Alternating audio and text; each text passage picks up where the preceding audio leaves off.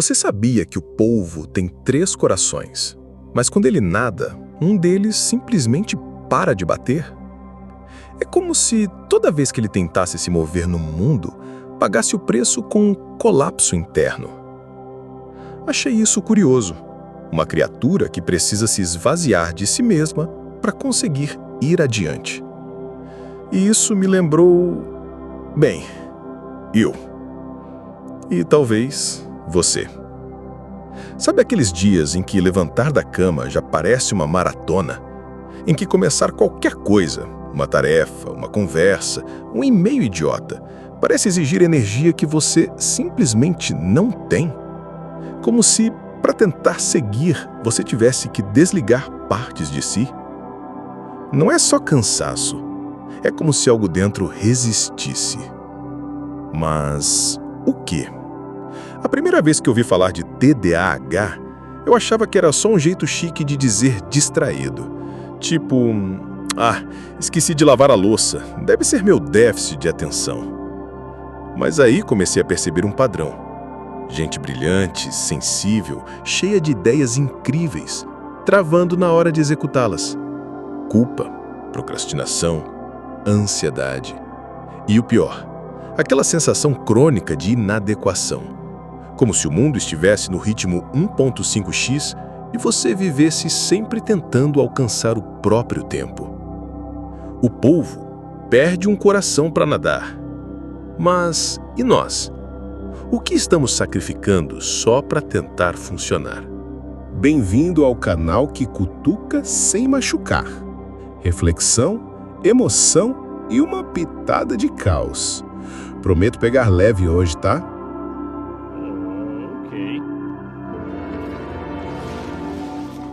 Essa história do polvo ficou martelando na minha cabeça por dias. A ideia de que o movimento pode cobrar um preço. E eu comecei a me perguntar, será que tentar viver hoje exige mais do que deveríamos estar pagando? Te conto uma coisa, eu já me senti uma fraude. Sério, o tipo de fraude silenciosa. Aquela que senta para escrever, para trabalhar, para responder alguém e simplesmente não consegue. A mente dispara, mas as mãos não acompanham. Você começa 10 abas, 30 pensamentos e termina com uma sensação pegajosa de que não fez nada direito, nada completo, nada suficiente.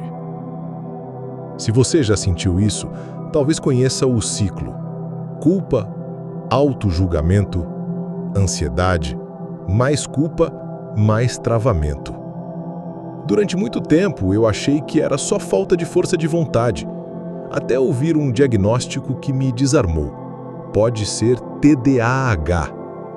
E aquilo me confundiu, porque como alguém que pensa tanto pode ter déficit de atenção? Foi aí que comecei a ler, pesquisar, conversar com psicólogos, psiquiatras e, principalmente, ouvir. Ouvir outras pessoas que se sentem da mesma forma. E um padrão emergiu. Não é falta de vontade, é excesso de estímulo. Não é preguiça, é exaustão nervosa. Não é desinteresse, é hipersensibilidade. E às vezes é uma solidão bem disfarçada. Porque é difícil explicar para alguém que o seu cérebro parece uma rave silenciosa, que você pode amar um projeto, amar de verdade, e mesmo assim, travar. Que a sua lista de metas é linda no papel, mas na prática é um campo minado emocional. Que às vezes, fazer qualquer coisa parece pedir um esforço que só quem está em chamas por dentro entenderia. Então, quando me perguntam, por que você não foca? O que eu quero responder é, porque minha mente é um polvo tentando nadar com um coração desligado. Mas claro, eu só sorrio e digo, tô meio cansado hoje. Mas cansado de quê? Essa foi a pergunta que começou a mudar tudo para mim. Não é só sobre foco, é sobre onde está a raiz do desgaste. O que nos exota tanto que até o essencial se torna difícil. A resposta, pelo que tenho descoberto, não está apenas em diagnósticos, nem apenas na química do cérebro. Está também num tipo de cultura da aceleração, onde nossa mente virou um campo de batalha entre o que sentimos e o que esperam da gente. E é aí que entra uma das descobertas mais transformadoras que tive nos últimos anos. O TDAH, e até a falta de foco em geral, pode ser entendido não só como um problema individual, mas como um sintoma social. Um alarme interno que avisa: tem algo de errado no sistema. Mas para entender isso, a gente precisa ir mais fundo. E é por isso que eu queria te convidar a pensar comigo. Talvez essa dificuldade que você sente, que eu sinto e que tantas pessoas sentem, não seja uma falha. Talvez seja um tipo de inteligência ferida, um sistema de percepção que está lutando para funcionar em um mundo que não foi feito para ele. Não estou dizendo que não devemos buscar ajuda médica. Atenção aqui. Se você suspeita de TDAH ou enfrenta dificuldades sérias de concentração, é fundamental procurar um profissional qualificado.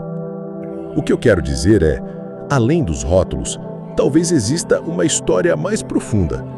Uma história sobre o jeito como nossa mente reage à sobrecarga e sobre como, no fundo, estamos tentando encontrar um ritmo que faça sentido. Se você chegou até aqui e sentiu que essa conversa é para você, fica mais um pouco, porque agora vem a parte mais importante.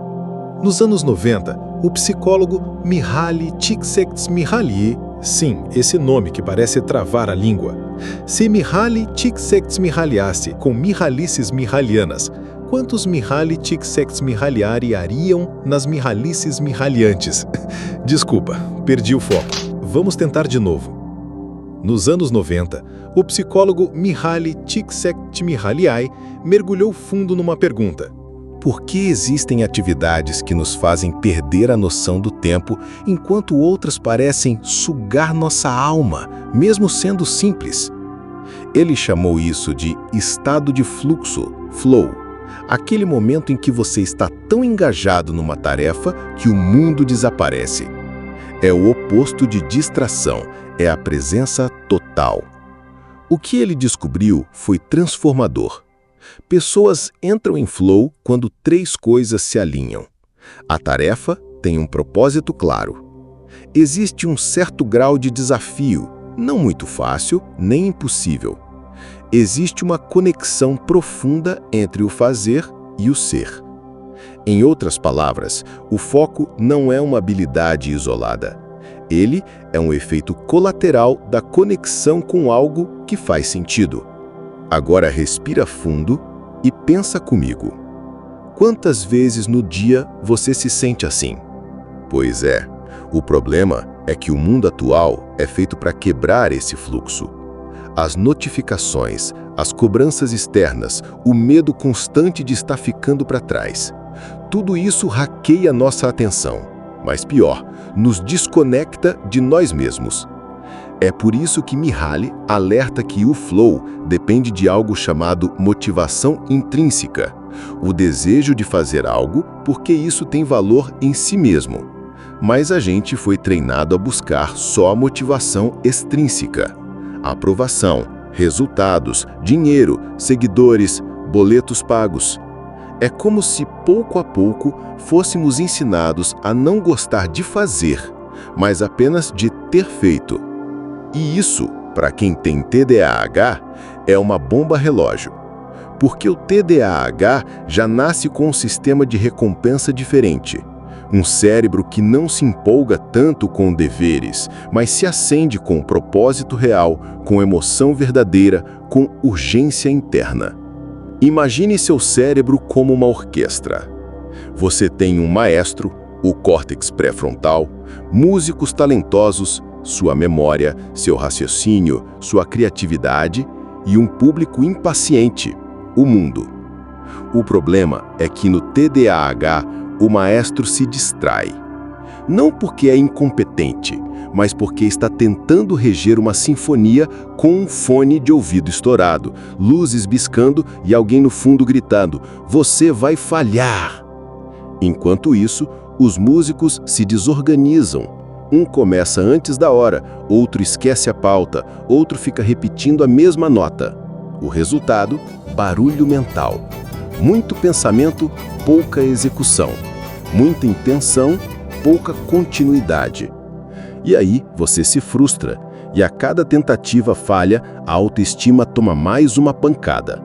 Você sabe que precisa ser feito, mas saber e conseguir são planetas diferentes. Lembro de um dia específico. Eu precisava entregar um trabalho. Não era difícil, nem urgente, só importante. Importante o bastante para que falhasse, doesse. Sentei na frente do computador com uma xícara de café e... nada. Olhei o cursor piscando por 40 minutos. Senti meu peito apertar, fui ao banheiro, voltei.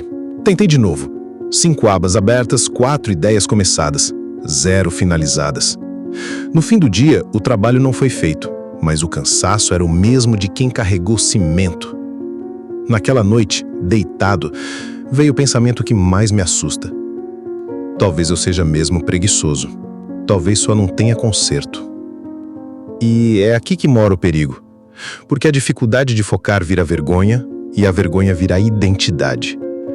Mas o que eu descobri depois, com terapia, com leituras, com escuta, foi outra coisa. Que meu cérebro funciona diferente. Não pior, diferente. E que essa diferença não precisa ser o fim da minha história. Ela pode ser o começo de um novo entendimento. Li sobre produtividade, testei aplicativos, criei listas com códigos de cor, tomava café como se fosse combustível de foguete. Dizia para mim mesmo: agora vai. E às vezes ia, mas muitas vezes travava de novo. E a cada travada, vinha aquela pergunta silenciosa que lateja na alma: por que eu sou assim? Hoje, acho que essa pergunta está mal formulada, porque ela parte do princípio de que há um jeito certo de funcionar e tudo fora disso é defeito. Mas e se a falta de foco não for uma falha moral ou uma degeneração? E se for um sintoma de desalinhamento? Não entre você e suas metas, mas entre você e você. Lembra da teoria do flow? Aquele estado onde tudo faz sentido, onde o tempo some? Pois é, ele não acontece à força. Ele acontece quando você está em harmonia com algo que ressoa com o seu ser. Talvez a gente não esteja distraído demais. Talvez a gente esteja conectado de menos. A gente tenta focar no que tem que ser feito, mesmo que não acredita mais no porquê daquilo. Tentamos obedecer metas que foram herdadas e não escolhidas. Corremos em direção a ideais que já nem nos cabem mais, mas que seguimos perseguindo por inércia, medo ou culpa. Sabe aquela frase do Nietzsche? Aquele que tem um porquê suporta qualquer como. Talvez o foco seja uma consequência natural de um porquê verdadeiro. E quando ele falta, pode ser que a questão não seja como focar mais, mas o que eu estou tentando focar está em sintonia com o que eu sou? Essa pergunta muda tudo, porque ela dá espaço.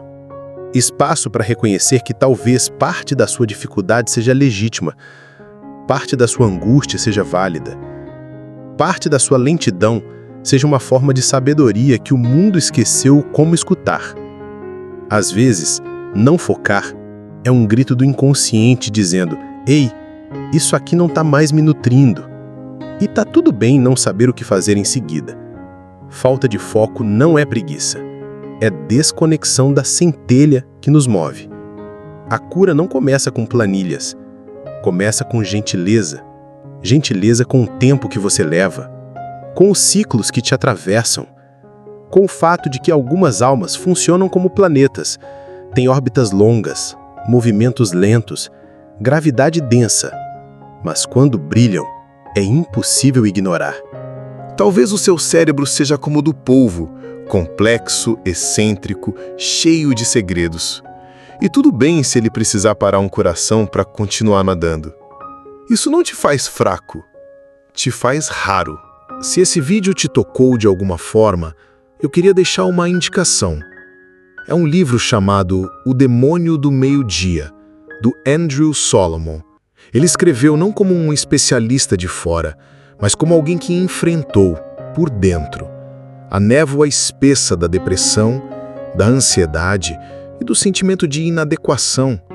Não é um livro sobre foco, diretamente, mas é um mergulho corajoso nas camadas mais silenciosas da mente, aquelas que muitas vezes tentamos ignorar para continuar funcionando.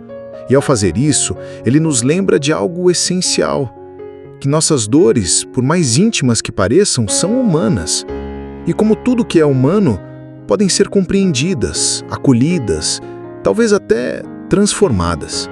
Se você tem TDAH, ou suspeita, ou simplesmente sente que sua mente está sempre em guerra com os seus próprios desejos, esse livro pode ser um farol. E se você prefere algo mais leve, mais visual, mais rápido, recomendo a animação curta chamada The Present. São só 4 minutos e dizem mais do que muitos filmes longos. Porque às vezes, tudo que a gente precisa é de um novo olhar sobre a própria história. Agora, eu queria falar com você, não com todos, com você que ficou até aqui. Você também sente que sua mente está sempre em guerra com seus próprios desejos? Você também já se sentiu quebrado por dentro, mesmo estando inteiro por fora? Me conta, qual parte desse vídeo te pegou de verdade? Eu adoraria ler o que você tem a dizer, porque, por mais que esse canal seja um monólogo na superfície, ele só existe por causa das conversas que nascem nos comentários. Ali a gente se encontra sem máscaras. Ali a gente descobre que não tá sozinho. Se esse vídeo foi difícil de fazer, foi. Pra caralho. Mas talvez o que mais vale seja justamente isso. Quando a gente consegue criar algo bonito a partir da própria confusão. Porque a vida, como diz o poeta, não é uma equação para ser resolvida. É uma canção que a gente aprende a cantar verso por verso. E mesmo que hoje você só consiga sussurrar, continue. Seu som faz falta no mundo.